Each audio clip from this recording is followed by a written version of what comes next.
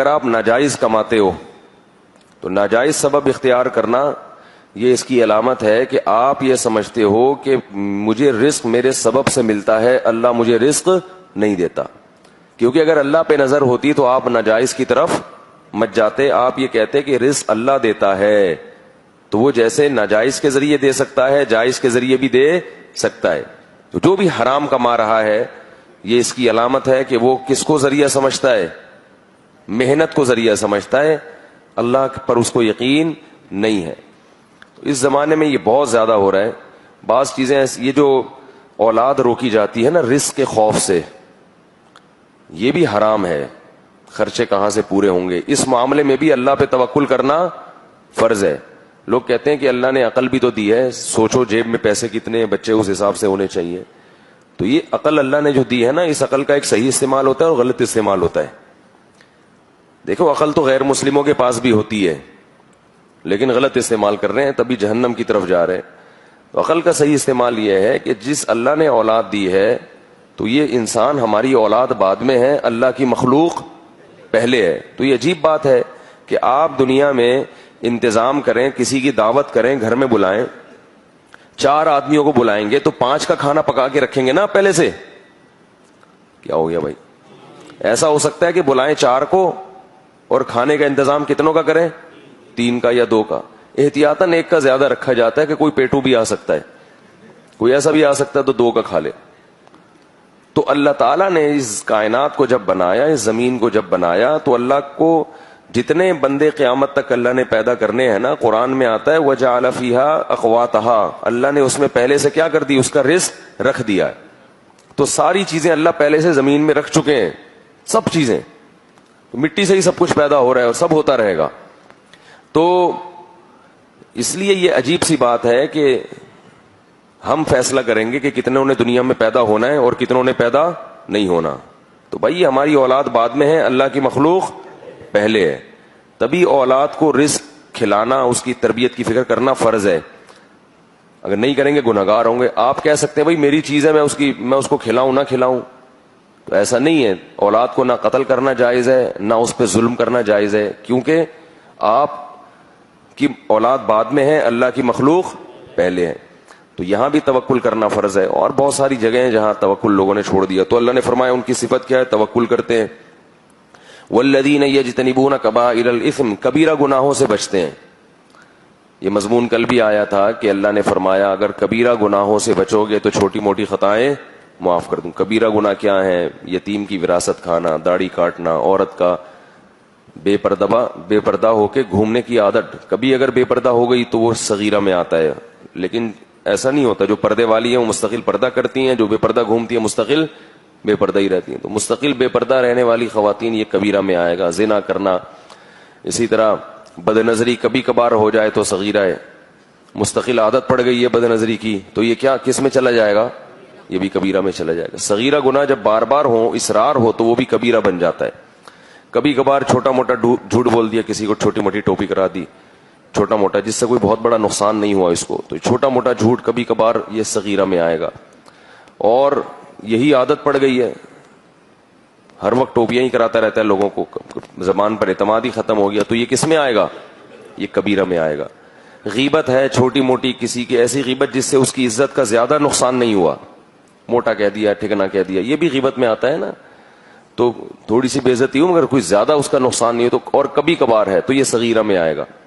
لیکن اگر کسی کے گناہ کو اللہ نے پردہ ڈالا ہوا تھا, اس کے راز کو آپ نے کیا کر دیا؟ فاش کر دیا, تو یہ کس میں آئے گا؟ کبیرہ میں آئے گا. عزت کا جنازہ نکال دیا, یا بار بار ہی کسی کے عیب نکالتا رہتا ہے, موٹو چھوٹو, اس طرح لوگ کہتے ہیں نا یا بھائی اس کو دیکھ کتنا موٹا ہے, یہ بھی غیبت میں آتا ہے نا. ذکرو کا اخا کا بما یکرہ, کسی کے غیر موجودگی میں ایسا اس کا تذکرہ کرنا کہ اگر وہ ہوتا تو اس کو ناپسند کرتا. تو اگر یہ اس طرح سے تسلسل کے ساتھ ہو تو یہ کس میں آ جائے گا؟ کبیرہ میں. سود کھانا ہے, والدین کا دل دکھانا, کبھی اونچ نیچ ہو گئی والدین کے ساتھ, یہ صغیرہ میں آئے گا. مستقل والدین کو اس کا دل دکھاتا رہتا ہے, ان سے بات ہی نہیں کرتا تمیز سے, بار بار یہ عمل ہوتا ہے, تو یہ کس میں آئے گا؟ بولو بھائی, کبیرہ میں آئے گا. اسی طرح بہنوں کی وراثت نہیں دے رہا, کھا کے بیٹھا ہوا ہے, یہ کس میں آئے گا؟ بولتے کیوں نہیں بھائی؟ کبیرہ میں آئے گا. بیوی کے ساتھ کبھی کبھار اونچ نیچ ہو گئی, جڑ دیا ایک ہاتھ, غلط ہے, نہیں جڑنا چاہیے, صغیرہ میں آئے گا.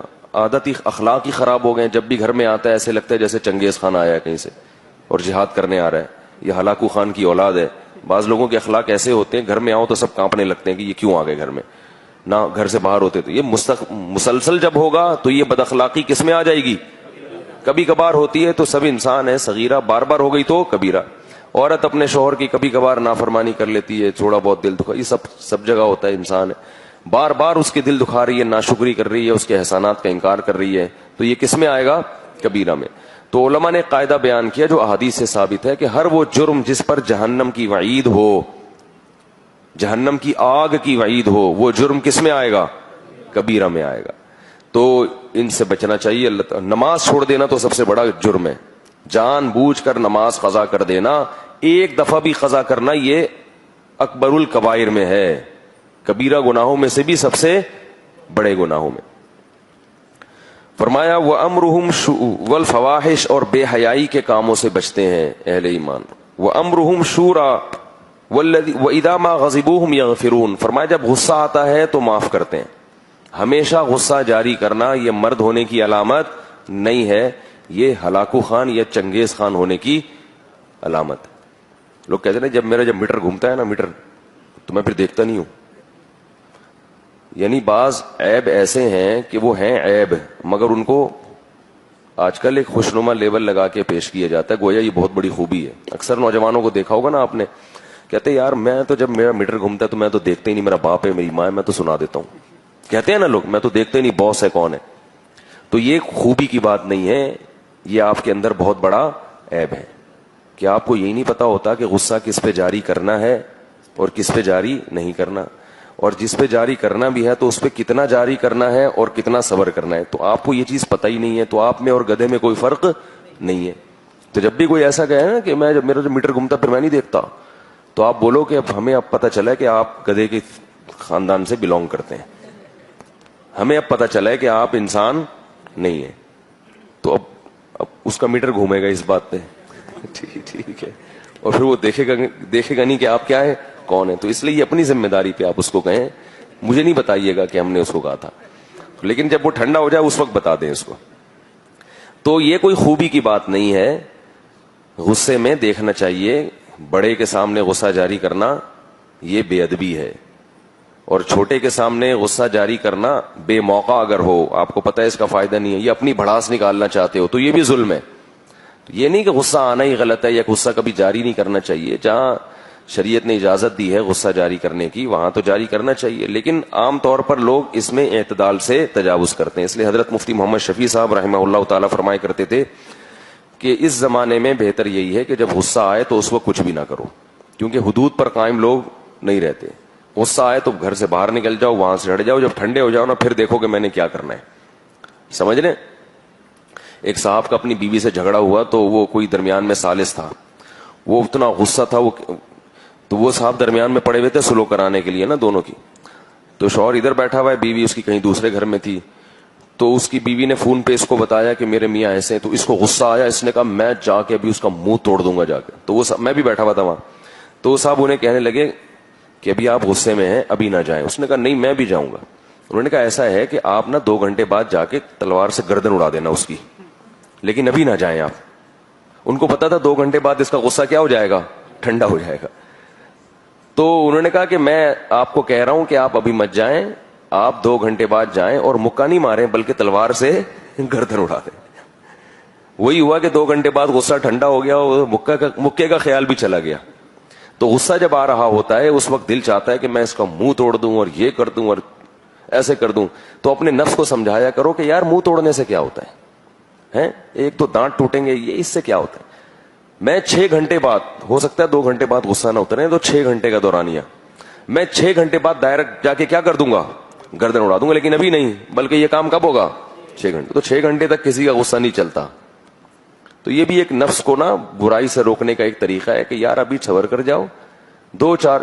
اگر نفس کو یہ کہا نا کہ غصہ جب اتر جائے گا تو کروں گا, تو بھی نفس نہیں مانتا. بولے کیوں بھائی, تو اس کو بولو بھائی 6 گھنٹے بعد غصے کی حالت میں ہی کروں گا یہ کام, لیکن ابھی یہ کام نہیں ہوگا. تو یہ کچھ نسخے ہیں, ٹوٹکے ہیں, لیکن اس وقت سوچنا بڑا مشکل ہوتا ہے. جب غصہ آتا ہے تو پھر انسان یہ باتیں نہیں سوچتا.